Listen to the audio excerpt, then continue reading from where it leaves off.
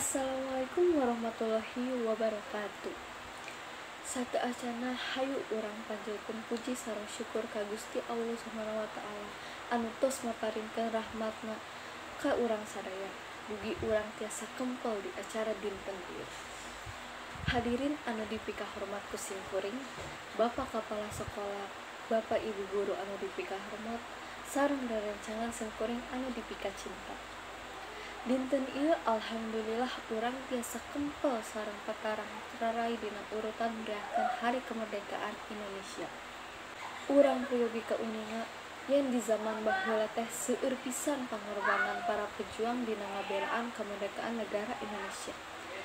Mata ku kituna urang salaku warga negara Indonesia generasi penerus bangsa sareng kedah neruskan perjuangan para pahlawan urang.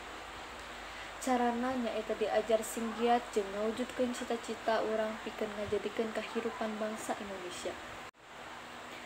Tapi sebenarnya seueur keneh hal-hal anu tiasa dilakukeun ku urang sadaya sebagai generasi muda dina rangka ngeusian kamardikaan Indonesia. Contona ngajauhkeun diri urang tina narkoba, jauhkeun diri urang tina pergaulan bebas, tawuran anu ngabahayakeun nyawa, jeung sajabana anu mawa pangaruh buruk jang diri urang. Hayu urang sami-sami ngalakukeun hal positif anu aya mangpaatna jang diri urang.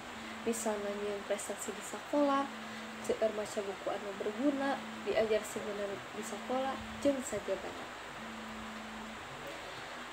Upina mung sakitu pidato ti simkuring, hapunten saupami dina biantara ieu aya saedosan anu salah atawa kirang merenah di hate aranjeun. Wassalamualaikum warahmatullahi wabarakatuh.